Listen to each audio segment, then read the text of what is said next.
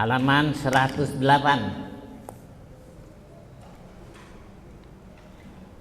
Kalau yang bawa kitab.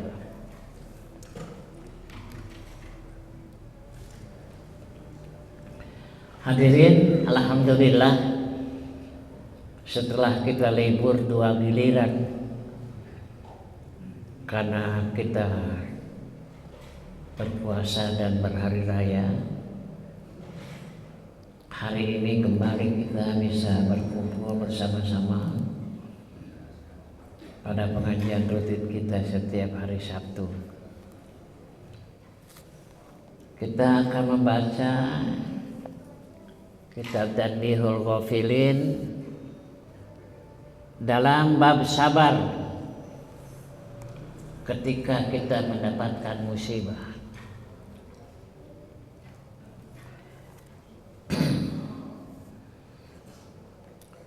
Bismillahirrahmanirrahim. Qala al-faqih, telah berkata al-faqih Syekh Abu Lais Samarqandi, haddasani abi rahimahullahu ta'ala bi isnadihi, telah bercerita kepadaku ayahku dengan sanadnya yang panjang. Anil Hasan al-Basri, ujungnya berita ini datang dari Hasan al-Basri rahimahullahu ta'ala. Qala, Hasan al-Basri berkata, Sa'ala Musa alaihi salam rabbahu, telah bertanya Nabi Musa kepada Tuhannya. Ini adanya di kitab Taurat, Pak. Kelihatannya Hasan Basri ini gemar juga membaca referensi tentang ajaran-ajaran agama terdahulu. Dia membaca bahwasanya di dalam kitab Taurat itu Nabi Musa bertanya kepada Tuhannya. Apa kata Nabi Musa? Ai Rabbi, wahai Tuhanku, mali aidil marid minal ajri, apa pahala yang diberikan oleh Allah ketika menjenguk orang yang sakit. Kalau ada orang sakit kan dianjurkannya, menurut Nabi kita harus menjenguk. Kemarin saya sakit, Pak, jatuh terguling, 5 hari saya nggak bisa jalan, Pak. Karena itu anak saya harus tadi berpikir saya tidur di sofa. Ada fotonya saya kirimkan, Pak. Saya sedang tidur di atas sofa, berbondong-bondong yang menjenguk dari majelis taklim, dari kota, dari kabupaten, sampai dari Depok, dari Sawangan datang.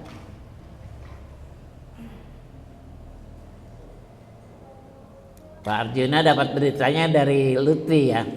Lutfi datang, saya sedang berbaring di atas sofa. Nah sebetulnya seberapa besar pahala orang yang menjenguk orang sakit? Apa yang akan didapat oleh orang yang menjenguk orang sakit? Nabi Musa bertanya kepada Allah, wahai Tuhanku, apa balasannya buat orang yang menjenguk orang sakit? Qala, Allah menjawab, pahala orang yang menjenguk orang sakit, ukhrijuhu min dunubihi kayaumin waladathu ummuhu. Aku bersihkan, aku keluarkan dia dari dosa-dosanya seperti orang yang baru keluar dari rahim ibunya. Hebat kan Pak Arjuna? Oleh karena itu, ketika saya sakit kemarin itu, yang nengok dari Depok datang, dari Sawangan datang, dari masjid-masjid yang saya ngajar datang Pak. Malah ada satu majelis taklim kaum ibu sampai tidak bisa, nggak ada tempat duduknya, kebanyakan orangnya datang. Hampir 30 orang dia datang, nggak ada kursinya Pak. Nah, orang yang menjenguk orang sakit itu, kata Allah kepada Nabi Musa, dia akan aku keluarkan dari dosa-dosanya menjadi orang seperti yang baru lahir dari rahim ibunya. Bahagialah Pak Budi kalau kita nengok orang sakit. Bahagia. Karena balasannya luar biasa. Menjadi orang yang keluar seperti orang yang baru keluar dari rahim ibu, kan nggak punya dosa Pak. Qala, Nabi Musa kembali bertanya dengan pertanyaan yang lain. Ai Rabbi, wahai Tuhanku, fama limusiil mauta minal ajri. Apa pahalanya orang yang mengantar jenazah orang yang mati sampai ke pemakaman? Kalau ada di antara kita yang meninggal dunia, kita kemudian mengantarkannya sampai ke pemakaman Pak, ikut memakamkan, itu pahalanya berapa? Bagaimana itu pahalanya?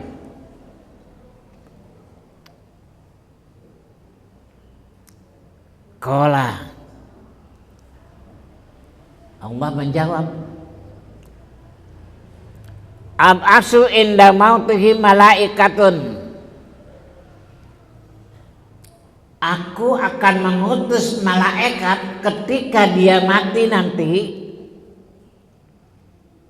Orang yang mengantarkan sampai ke kuburan, nanti kalau dia mati, Allah akan mengutus malaikat untuk mengantarkan dia sampai ke liang kubur. Bayangkan Pak Arjuna, alangkah bahagianya orang yang ketika meninggal dia diantar oleh malaikat birayatin, dan malaikat semuanya itu membawa panji-panji, membawa bendera, tanda kebesaran, menghormati orang yang mati itu. Orang yang mati yang bagaimana? Orang yang pada waktu hidupnya ketika ada orang yang meninggal, dia ikut serta memakamkan. Summa ilal mahsyar, nanti juga di padang mahsyar ketika semua manusia dikumpulkan di padang mahsyar, maka orang yang dalam hidupnya mengantarkan orang yang mati sampai ke liang lahat, sampai ke kuburan, di padang mahsyar pun dia akan diarak, didampingi oleh para malaikat sampai ke tempat bernaung. Qala,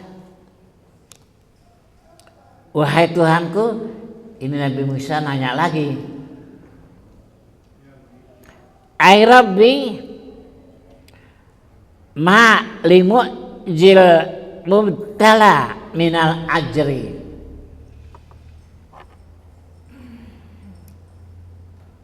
bagaimana pahalanya kalau ada orang yang ikut berduka cita,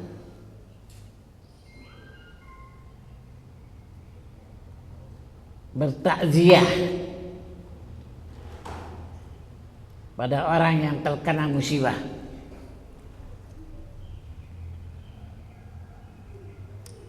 Umpamanya Pak Arjuna dapat musibah, lalu saya datang ke rumah Pak Arjuna, turut berduka cita, turut prihatin atas musibah yang ditimpakan kepada Pak Arjuna. Maka nanti saya pada waktu di akhirat nanti, menurut Allah, adzallahu fi dzilli yauma la dzilla illa dzilluhu illa dzilli. Dia akan aku naungi di saat tidak ada tempat bernaung kecuali naungan Allah. Nanti ketika di padang mahsyar kan matahari, bukan matahari yang sekarang Pak, matahari akan dekat sekali, dan rasa panasnya jauh lebih panas dari matahari sekarang. Nggak tahan kita. Tapi bagi orang yang waktu hidupnya dia pernah menghibur orang yang dapat musibah, maka dia nanti di akhirat akan dinaungi oleh Allah di bawah naungan yang tidak ada naungan melainkan naungan Allah, yaitu di padang mahsyar, yakni jila arsy, yaitu di bawah naungan aras Allah. Oleh karena itu kalau ada saudara kita yang mendapatkan musibah, dapat kesulitan, jangan malah dipuas Pak. Syukur sia, rasakan kusia. Pak Arjuna jangan bilang begitu. Justru kita hibur dia, kita ringankan bebannya, kita bantu kalau dia membutuhkan bantuan. Insya Allah nanti kita di akhirat, ketika kita dikumpulkan di padang mahsyar tidak ada tempat bernaung, kita justru akan digiring ke tempat bernaung di bawah aras Allah. Oleh karena itu bapak-bapak kalau ada yang dapat musibah, datang kita Pak bertakziah, datang kita memberikan dorongan moral sehingga dia merasa senang dengan kedatangan kita. Itulah beberapa pertanyaan Nabi Musa yang beliau ajukan pertanyaan itu kepada Allah. Dan ini ada dalam kitab Taurat.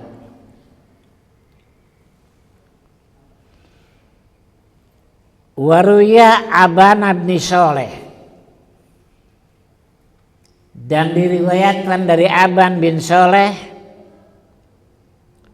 an Umair an Anas ibni Malik radhiyallahu anhu anin Nabi annahu qala, dari Nabi bahwasanya Nabi telah bersabda,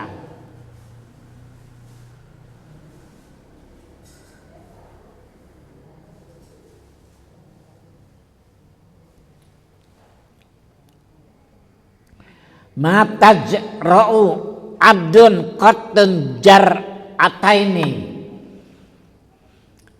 tidak meneguk seorang hamba dua tegukan, maka tegukan yang dia lakukan itu adalah tegukan yang dicintai oleh Allah.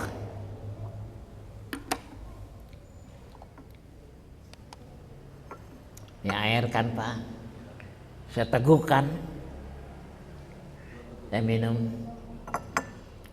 Ada dua tegukan, yang dua tegukan itu diridhoi oleh Allah.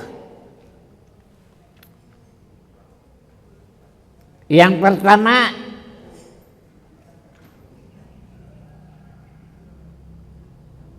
jur'atu godobin raddaha bihelmin, satu tegukan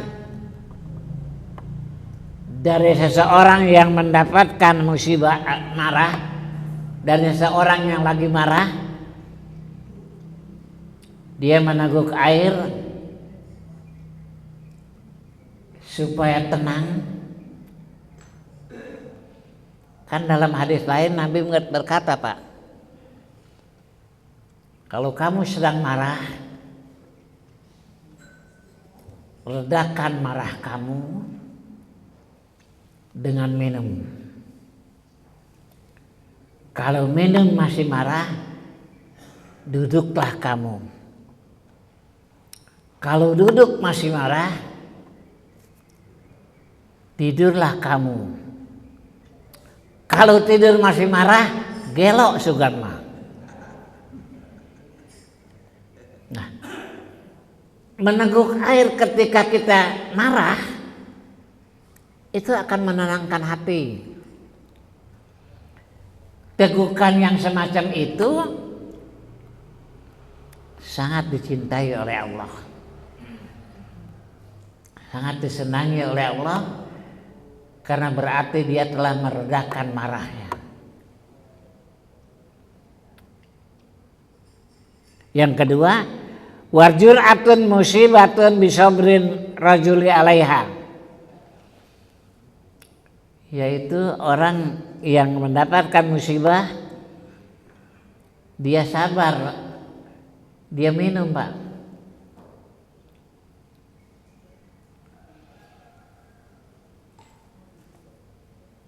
Kemarin saya dapat musibah kan Pak, jatuh terguling Pak Budi, digotong saya oleh 4 orang,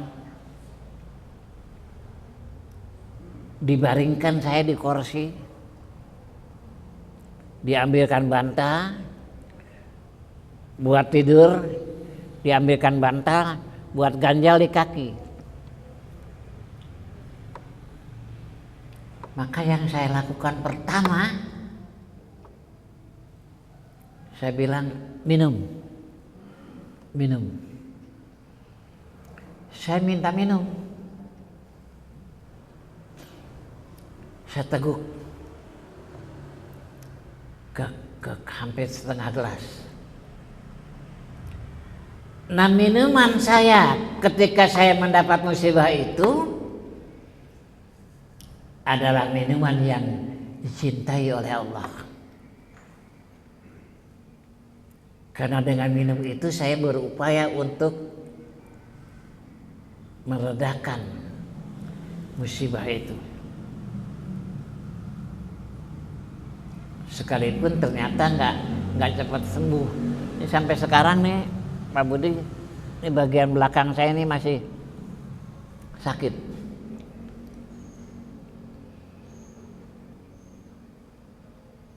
Begitu saya jatuh, malam takbiran waktu itu, langsung dibawa ke Hermina. Saya nanyain anak Pak Budi, udah nggak di situ ya? Udah pindah? Iya, saya tanyain itu kepada itu, Dokter Renaldi nggak ada Paknya. Oh ya udah, kalau nggak ada nggak apa-apa. Kalau ada saya bilang saya mau minta bantuan ini. Maka saya dibawa Pak. Saya bilang saya nggak bisa, karena pakai kursi roda kan, saya nggak bisa jalan. Dibaringkanlah saya di atas berangkar itu. Saya bilang, mohon maaf, jangan sentuh pinggul saya. Kenapa Pak? Sakitnya luar biasa. Oh kalau gitu harus di ronsen. Di ronsen Pak ada. Setelah di ronsen, Pak ini memar. Ini cukup parah. Harusnya Bapak dirawat.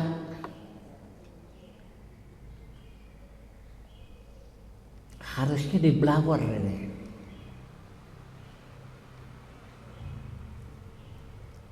Tapi dia bilang,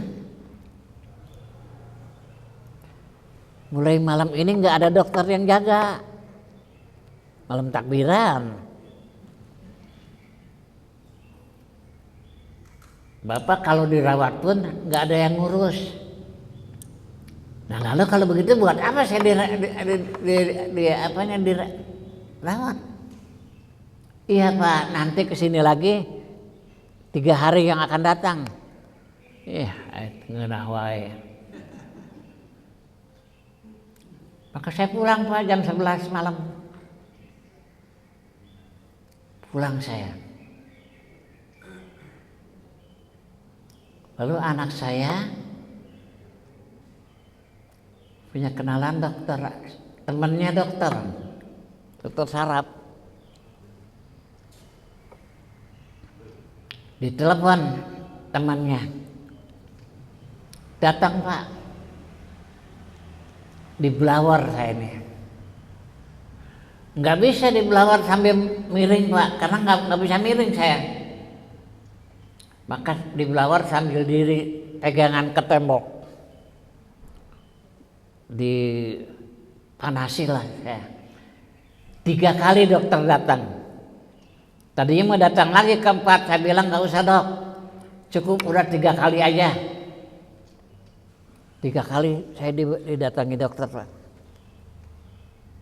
Karena memang nggak ada dokter yang praktek waktu itu. Saya telepon ke Afiat Pak, ya. Saya telepon ke Afiat, jawabannya pada nggak ada Pak dokternya. Ya sudah, anak saya telepon lah ke dokter temannya, datang dibelawar 3 kali.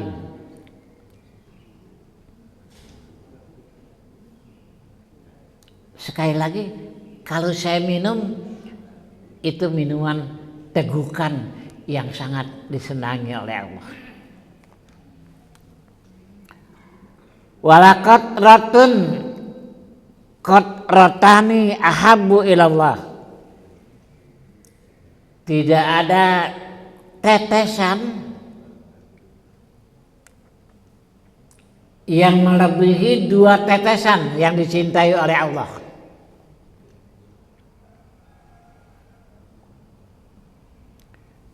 Yang pertama, qatratu damin fisabilillah, tetesan darah ketika perang di jalan Allah. Orang yang terluka dalam peperangan, seperti sekarang umpamanya orang-orang di Iran tuh yang muslim, ada yang luka, darah yang menetes itu adalah darah yang dicintai oleh Allah. Tetesan darahnya itu sangat dicintai oleh Allah, karena dia mengeluarkan darah akibat dari berjuang di jalan Allah.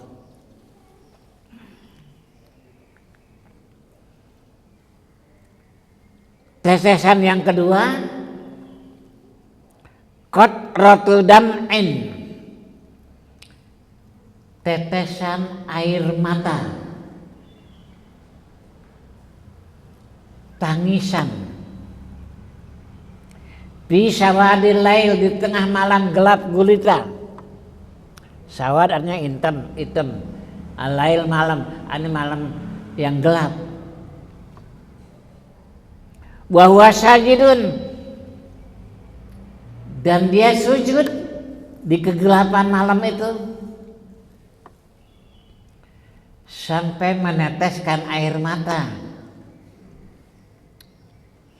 La yarahu illallah, enggak ada yang lihat air matanya yang menetes itu, enggak ada yang lihat. Anaknya enggak lihat, saudaranya enggak lihat, istrinya enggak lihat, hanya Allah yang melihat keluarnya air mata ketika dia sujud, merenungkan kebesaran Allah, merenungkan dosa-dosanya, takut tidak diampuni, sampai akhirnya dia meneteskan air mata. Tetesan air mata yang semacam itu akan menyebabkan dia dicintai oleh Allah, dan nanti matanya tidak akan kena api neraka.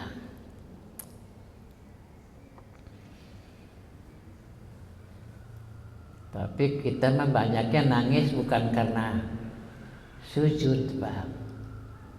Pak Rustandi, orang mah cerik karena sendal orang leungit cerik.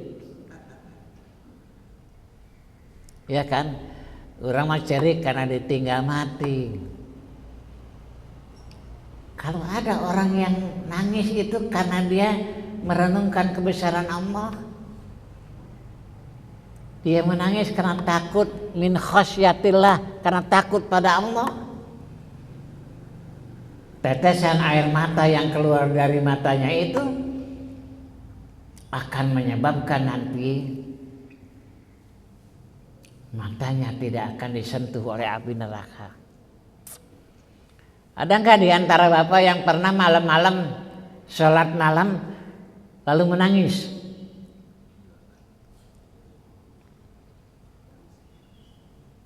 Ada yang jawab juga na ya.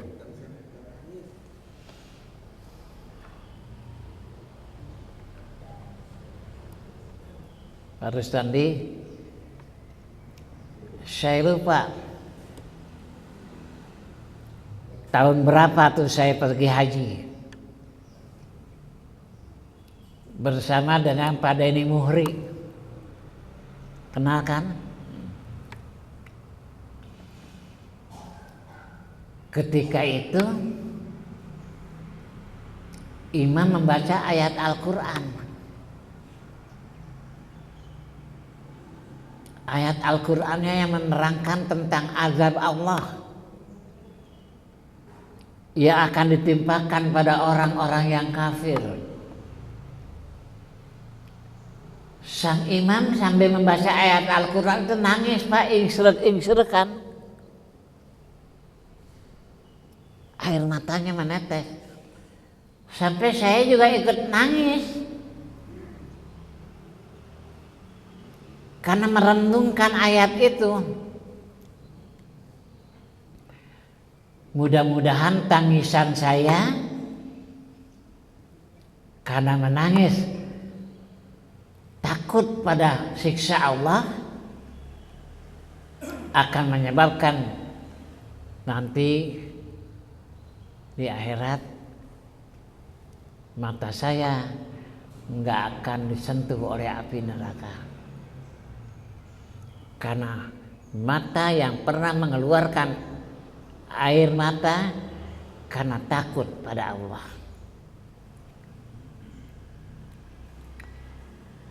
Wa ma khatta abdun khatwataini ahabbu ilallah. Tidaklah melangkah seorang hamba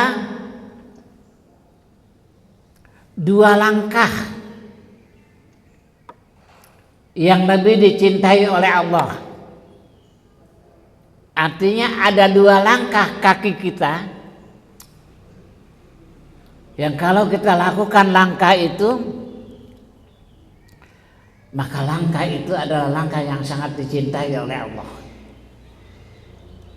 Mudah-mudahan kita semuanya mendapatkan ya Pak. Apa? Khatwatun ila sholatil mafruḍah.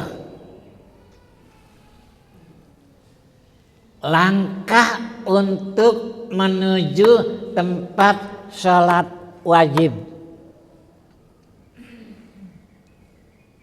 Pak Dokter Irwan dari rumah jalankan Pak Dokter, melangkahkan. Langkah Pak Dokter itu langkah yang sangat dicintai oleh Allah. Karena Pak Dokter pergi ke sini jalan kaki. Enggak pakai mobil kan? Enggak. Pak Budi pakai mobil enggak? Enggak juga kan? Pak Rustandi pakai mobil, tapi kan di jalan maka dia apa lain? Langkah Bapak menuju tempat salat itu langkah yang sangat-sangat dicintai oleh Allah.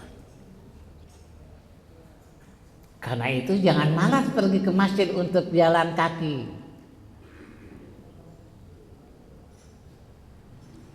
Melaksanakan salat yang fardu. Jangan malas. Karena langkah itu adalah langkah yang sangat dicintai oleh Allah.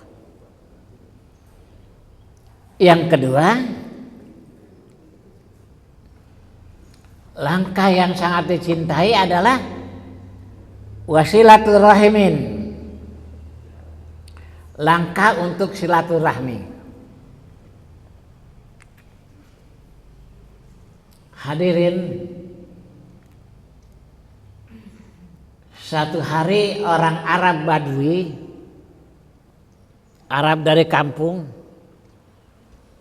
datang menghadap Nabi.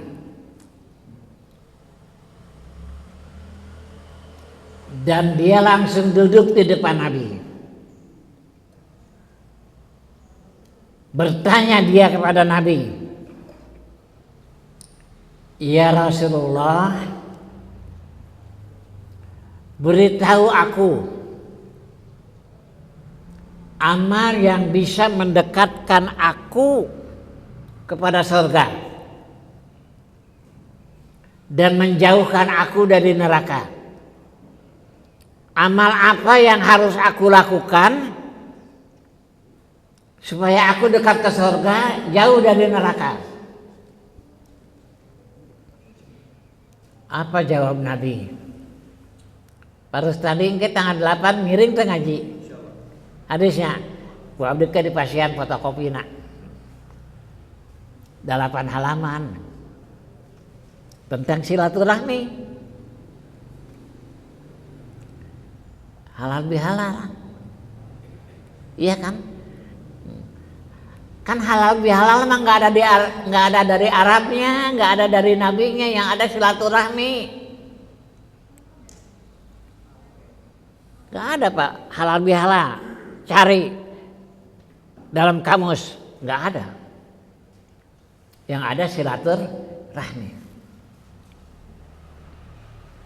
Ketika Nabi ditanya amal apa yang bisa membuat aku dekat ke surga jauh dari neraka, maka Nabi menjawab, kata Nabi, anta budallaha wala tusyriku bihi syai'an. Yang pertama, sembah Allah dan jangan kau sekutukan Allah. Eta nu kahiji Pak tadi. Waktu nambeak ya. Yang kedua, kata Nabi, wa tuqimus shalah, dirikan salat. Jangan malas salat. Jangan kau tinggalkan salat. Kau akan dekat ke surga. Yang ketiga, waktu tiap zakat, keluarkan zakat. Jangan sayang Pak mengeluarkan zakat.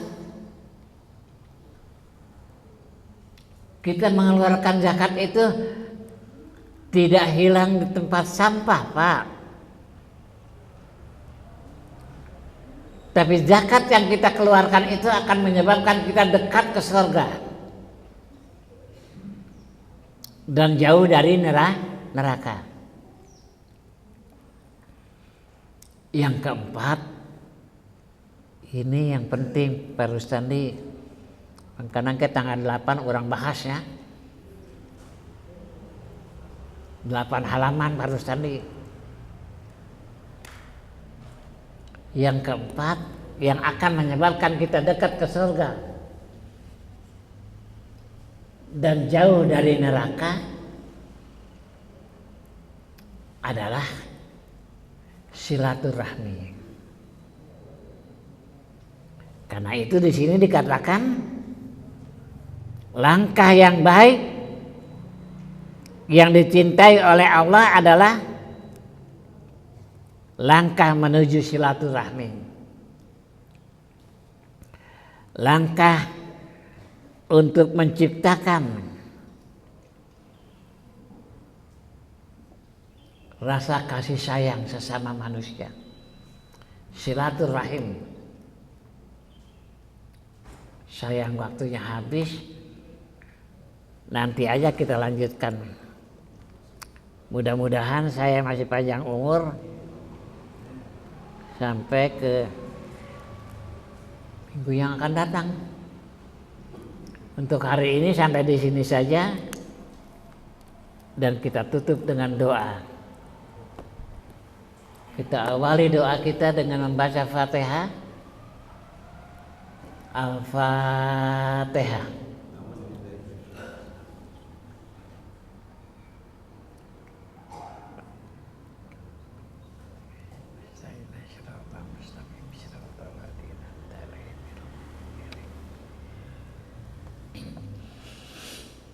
Bismillahirrahmanirrahim.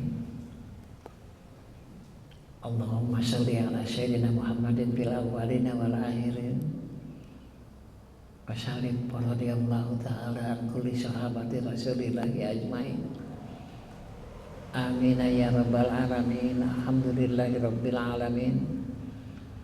Hamdan syakirin hamdan naimin hamdan yuwafi ni'amah wa yukafi mazidah. Ya Rabbana lakal hamdu kama yanbaghi li jalali wajhikal karimi wa azimi sultanik. Allahumma ja'al jam'ana hadza jam'an marhuma wa tafarruqana min ba'dihi tafarruqan ma'suma. Allahumma zidna ilman nafi'a wa rizqan wasi'an halalan thayyiban.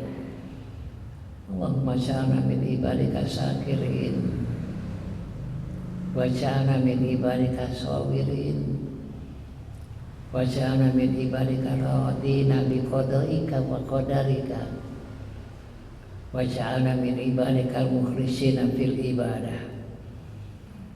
Allahumma barik lana fil maut wa barik lana fi ma ba'dal maut Allahumma hawwin alaina fi sakaratil maut wan najata minan nar wal afwa indal hisab. Rabbana taqabbal minna fa innaka antas samiul alim wa tub alaina fa innaka antat tawwabur rahim. Rabbana atina fid dunya hasanah wa fil akhirati hasanah wa qina adzabannar.